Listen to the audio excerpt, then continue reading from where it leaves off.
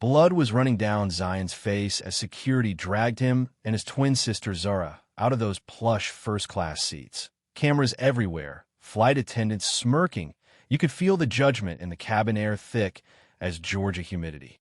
Then everything changed. The cabin just froze when this tall, imposing black man in a flawless suit stormed in, his voice slicing through the commotion. "That's my son and daughter you're assaulting." The whole room just stopped breathing. But, before I get too deep, tell me, have you ever witnessed discrimination traveling? Comment where you're watching from. If this story hits you even a little, like and subscribe, because what happened to Zion and Zara will shake your faith in how airlines really treat people who look different. So here's how it started. Zion and Zara Williams, 17, twins, top of their class, just got accepted to the most prestigious summer program at Yale. They were packing for the trip of their lives. Zara carefully folding business casual blouses like she was already living her future. Zion tossing in his prized sneakers with that quiet swagger only teenage boys have. Their banter filled the room, gentle teasing about who looked more out of place, the corporate queen or the hip-hop prince. Downstairs, their dad, Jabari, was plating up homemade lasagna, calling up the stairs. "Last meal before my scholar's head off to the Ivy League." He'd been both father and mother since cancer took their mom. What the twins didn't know, what almost no one knew yet, was that Jabari had just been named CEO of Horizon Airlines. The press release wasn't even out, but that detail, for now, was just one more secret in the house. Dinner was classic. Jabari slid 2 envelopes across the table, grinning, and inside were first-class tickets to Connecticut. It was his way of saying, "I see you, I'm proud you belong up front."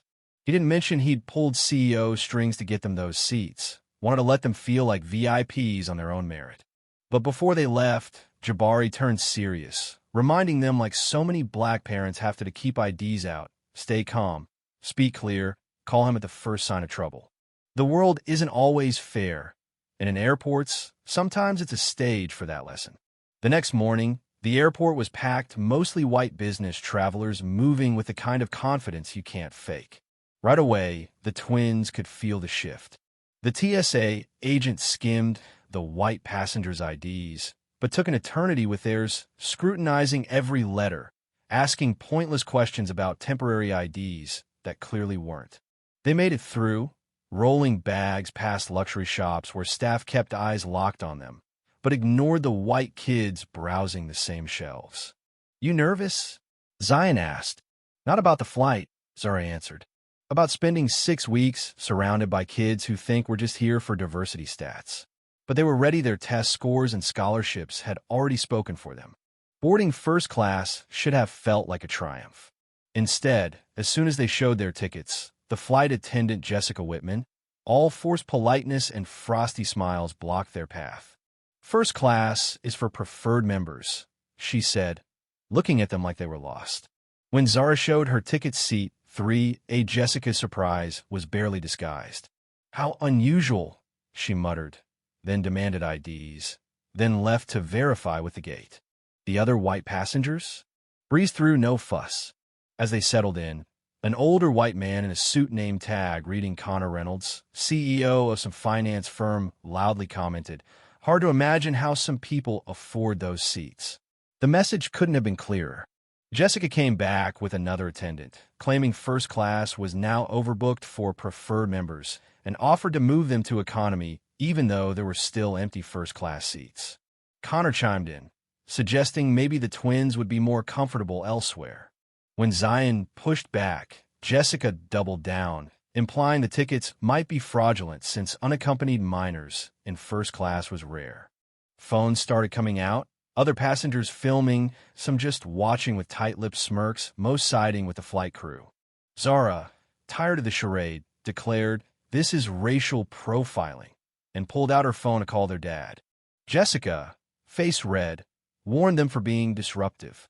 When security showed up, Keith Matthews, all mirrored sunglasses and chest puffed out, with a rookie trailing behind the mood in the cabin, turned electric. They ordered the twins to leave. Zion, trying to show his boarding pass, moved slowly, but Keith's hand went straight to his taser. The moment was so tense, you could hear hearts beating. Even now, thinking back, I can feel that air vibrating with threat. Zion tried to explain, but was told the issue wasn't the ticket anymore. It was disruptive behavior.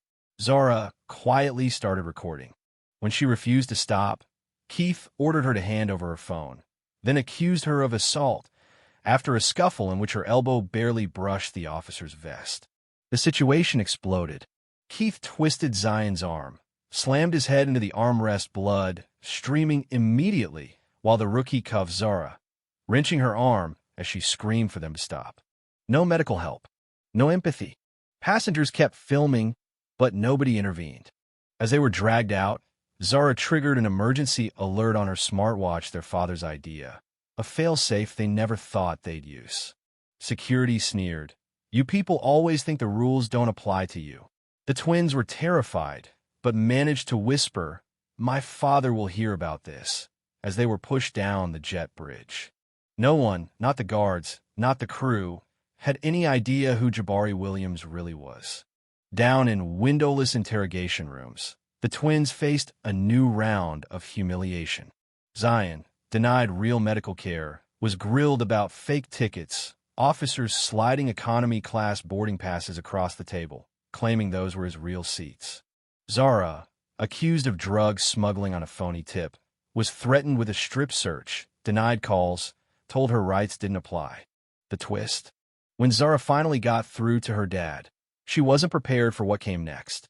Jabari stormed into the security office, not just as a father, but as the new CEO of Horizon Airlines. Faces turned white. Officers tried to bluff, but the truth came out quick. The flight attendant had downgraded the twins' tickets in the system that morning, tried to erase their right to be there. The evidence against them had been forged, and the whole thing was about to go public. Footage spread like wildfire. News broke not just of two black teens assaulted in first class, but of the CEO's own children profiled, bloodied, and humiliated by his own staff. The boardroom war that followed was brutal. Some wanted to cover up, others feared for the company, but Jabari, powered by fury and love, forced through sweeping reforms, not just suspensions, but the Williams Protocol, a set of new anti-bias rules named after his kids, with mandatory transparency and real oversight. The employees responsible faced criminal charges. The executives complicit in hiding complaints were out. The incident became national news, sparking boycotts, reforms, even a call from the White House. But that wasn't the end.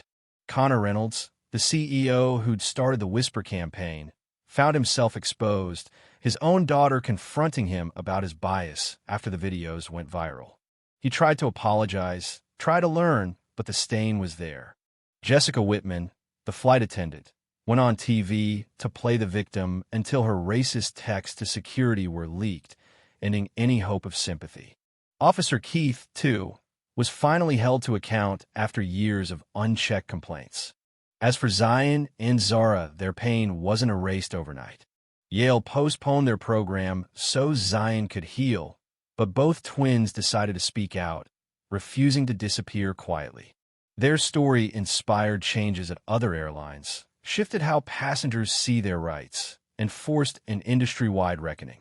1 year later, as the Williams family gathered to celebrate not just surviving, but changing the system, Jabari looked at his children, both changed but unbroken, and told them, "Your courage made this possible." Across the country, new rules protected travelers of color, and for the first time, the twins could board a flight without fear. But even with all that progress, Jabari knew the real victory was this: a family who refused to accept injustice, who stood their ground, and turned pain into a movement. Now I want to hear from you. Have you ever witnessed or experienced racial profiling in public? Did you speak up or stay silent? Comment below. I spoke up if you did, or I wish I had if you regret staying quiet. Like and subscribe if this story moved you, and share to remind others that change is possible, but only if we refuse to look away. What would you have done in the Williams twins' shoes? The conversation starts here.